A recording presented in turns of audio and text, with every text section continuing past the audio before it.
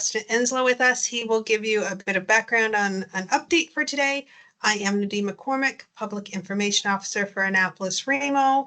We will kind of follow the pattern. We have been a question and a follow-up. We do have a 3:30 hard end that we have to abide by, but it's a small, intimate group today, so I don't think really going to 3:30 is probably even going to happen, but regardless, that is the time we have. Again, so I'm just going to introduce Deputy Warden Enslow, and then we'll open the floor up for questions. Perfect. Thank you, Nadine. Okay, so just from the fire perspective, the firefighters and aircraft continue working on the Long Lake complex. It's still out of control, and they're continually watching. So we're holding fast at 3212 hectares, and we still have no homes that are damaged, which is a good news story. The aircraft on scene are 6 planes. There's 4 from the Northwest Territory that have been continuing to support us, 2 from Manitoba, plus the sighters, the bird dogs. And I believe there's other ones that were coming in today.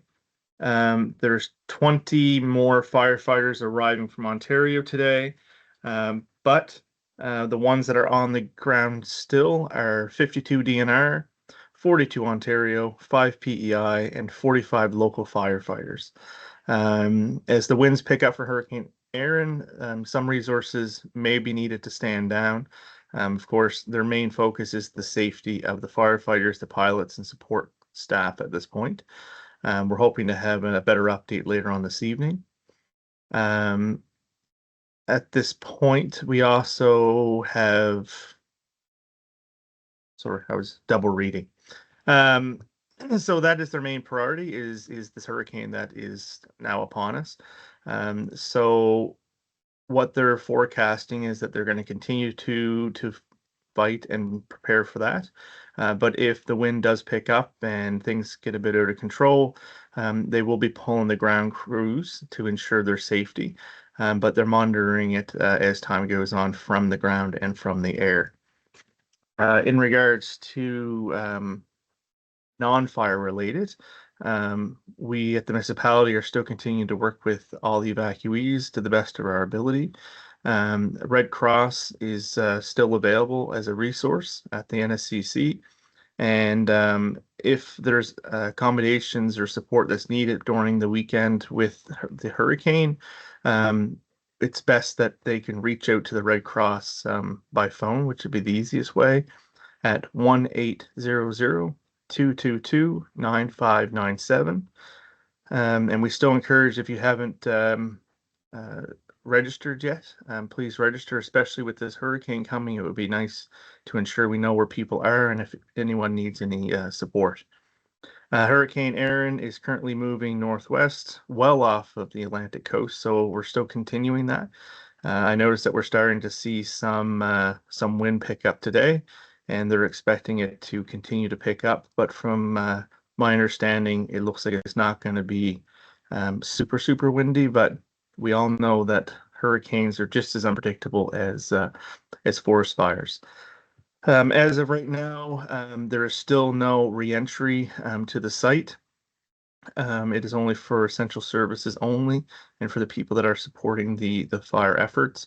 They're still actively dealing with the hotspot from when it jumped the road, and they also want to make sure that everything is safe. Why Nova Scotia Power and all the other essentials work to make sure that things are ready to go back. We still want to inform people that if something does happen, the direction will come from us. So if evacuees need to, if evacuees are told that it's time to go back, it will come from us. We're the ones that will lift that entry and advise the people. So that's why it's important to register, so we have your contact information. And also with this hurricane, we need to have your contact information so we can reach you if there was any damage or changes throughout the hurricane period. when the reentry order happens and in the future, I'm trying to give some bright and hope that when it gets to the point that we're allowed to return home, that will come from us. We'll work with DNR in support of them. We'll be advising individuals that they'll be able to return home. Also, we continue to work with the Salvation Army, and I know that they're starting to see an influx of donations, which is phenomenal. So I want to encourage people to reach out if they need help for donations. You can please donate to the Salvation Army, or if you need something, please reach out to the Salvation Army. They also offer our emotional support services. And again, we want to express the importance of our public information number that is manned by our staff here at the municipality, 11 a.m. to 7 p.m. daily. 1-833-806-1515. That is all I have as an update. Over to you, Nadine. Thank you, Deputy Warden. We can open the floor for questions. Again, one question and a follow-up to start. Do we have anyone with a question? Jason. Good afternoon. It's Jason Malloy from the Annapolis Valley Register. Dustin, can you just speak about what goes into the decision earlier this afternoon for the municipality to extend the state of local emergency? Thank you, Jason. So there is a lot of thought that goes into looking at extending the state of local emergency. So it would be information from the Department of Natural Resources and Emergency Management on what is needed. Is it still, the fire still out of control? Is it still needed for evacuations? Is it still needed to support the efforts on the ground? And all indications that we've received from them and from our staff is that that is still the case. We all know that the fire is still out of control. Yes, it hasn't really grown in the past 3 or 4 days. However, this hurricane, we don't know what's going to happen with it. Our major concern is the wind that is coming or potentially coming with this. And we want to ensure that the safety of not only our evacuees, but the residents of the county and the safety of the people that are fighting this. So they're the different things that go into the thought process of if we were to extend. Thank you. Do you have a follow-up, Jason? Different topic, but the 24-hour, the shelter and the center being open 24 hours a day was for the 21st and 22nd. Has a decision been made on what happens tomorrow, the 23rd?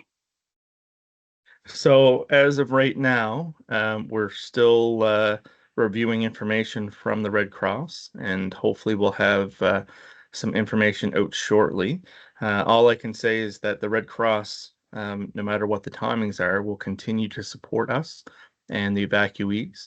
And if people need support and they're unable to get there, or if they don't talk to them in person, they can call the 1-800 number, and they can always reach Red Cross to get the support they need. Thank you, Jason. Sorry. If no one else has any other question, I have two more small ones. Sure. Does anyone else have a question before Jason moves forward?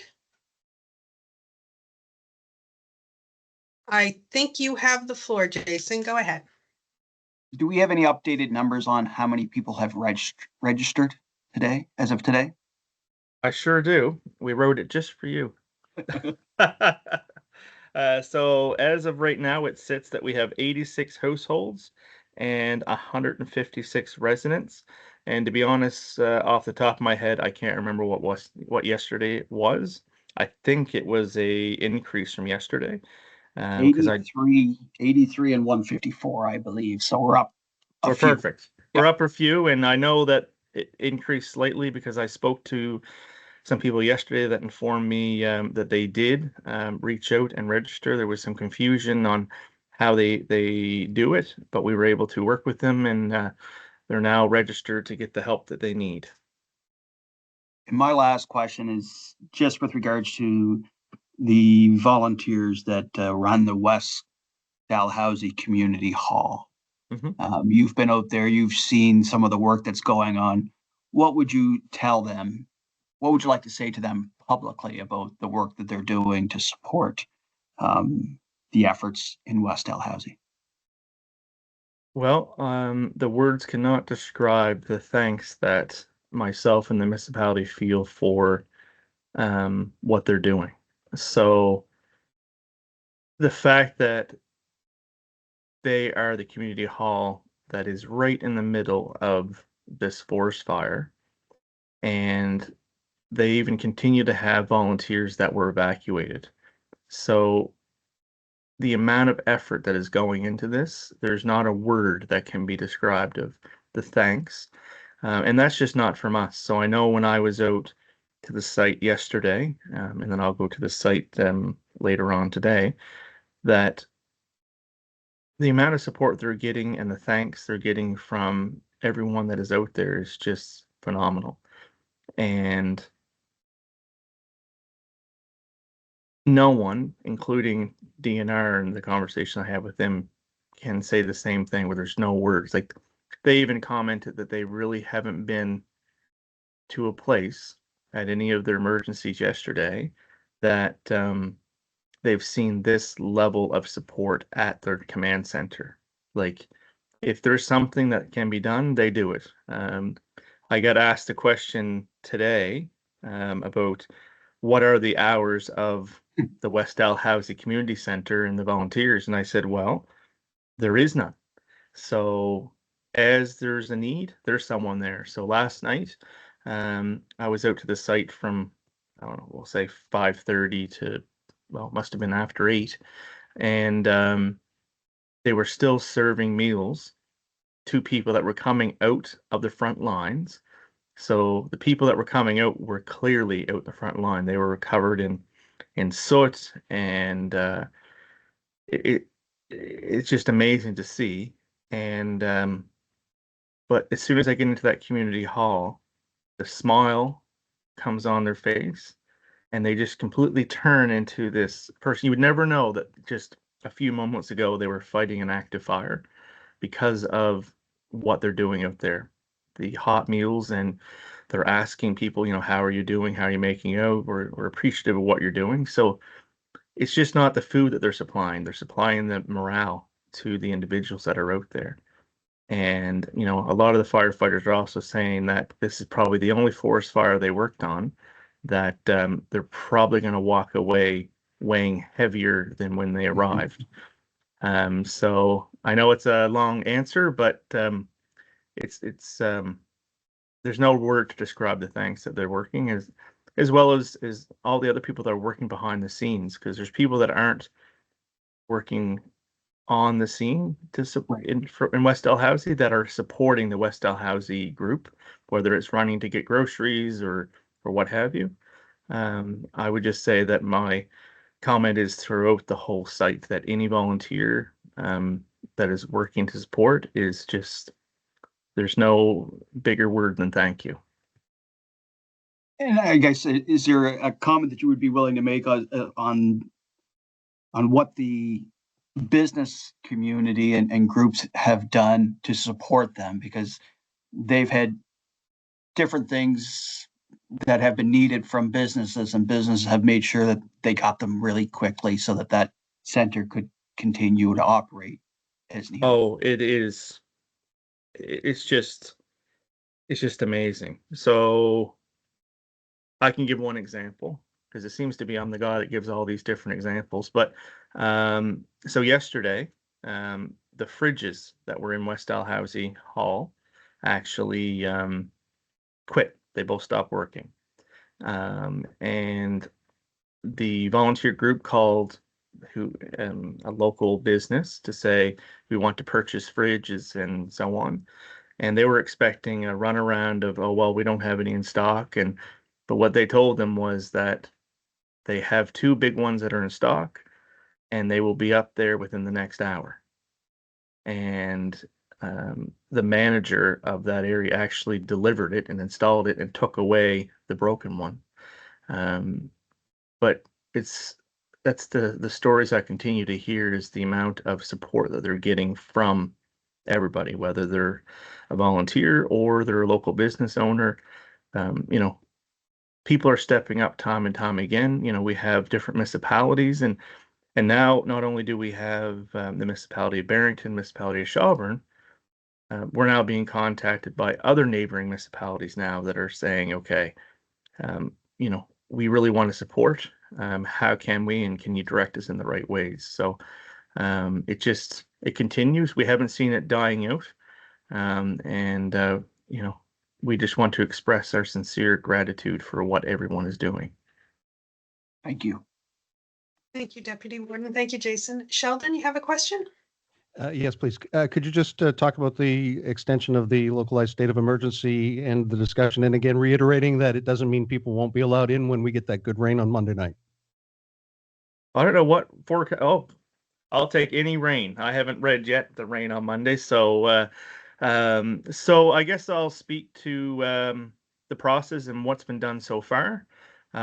So as you're probably aware, and many of you probably actually watched our council meeting. So we voted as a group based on the information that was provided from DNR, from our own staff, from our REMO staff, to extend the local state of emergency. Now, unlike the first state of emergency, where it is fully our authority to issue that, an extension over 7 days requires ministerial approval. So as of right now, the municipality of Annapolis County has approved an extension, but it's pending the final approval from the Minister of Emergency Management. And they do have that paperwork in hand. So as soon as we voted on it, we submitted the paper to them for review and approval. And once that's done, then we will be issuing it officially. Okay, so I just got a note that it is. Oh, okay. Sorry. It's a state of local emergency. I guess I keep calling it the wrong word. Okay, I thought it was something else. So that's the process. So right now it is approved from our perspective. We're just pending the Minister of Emergency Management, and we're expecting that any minute now. So once that's done, we'll be issuing the press release and the information that that the state of local emergency will be extended for an additional 7 days. Now, also with that, so the second part of your question, just because we're in a state of local emergency does not mean that during that period of time that you cannot return to your home when that situation arises. This just means that we can continue providing the services and support to the evacuees, to the community, and what is needed to continue to support and fight this fire. Also, there is a caveat within the Emergency Act that if it is not needed for the full 7 days, then we can reverse it and cancel it within those 7 day period. But the likelihood, to be honest, of us closing that out before the 7 day expiry is very slim. But we just want people to understand that this extension doesn't change anything. It doesn't change the authority. It doesn't change anything that's going on right now. It just means that we continue the support we're providing. And when the time comes, and it will sometime come, hopefully sooner than later, to allow people to return back to their homes, we will be doing that and working with the residents to make that happen, whether we are or are not in a state of local emergency. Thank you. Thank you. My only Do you have a follow-up. follow-up? Yeah, sorry. Sheldon McLeod, MBS Radio. Are you guys going to be doing this over the weekend, the updates? So my plan is to have one tomorrow, just in light of Hurricane Erin and the unpredictability of it. So we are planning for one tomorrow at 3 p.m. At that time, we'll probably plan to have Sunday as a break, so Deputy Warden can have a little bit of a breather and then back on Monday, but yes, tomorrow at 3 p.m. All right. Well, I'll just let you know that I'm happy to send one of my fire trucks from my fire hall to your jurisdiction tomorrow. So thanks for all your help, guys. Thank you. Do we have any further questions? Thank you so much for joining us today. Again, we will hold another presser tomorrow at 3 p.m. Probably take Sunday off, and then we'll get back on Monday. But until then, we will see you tomorrow, 3 p.m. and stay safe and talk to you soon. Thank you. Thanks.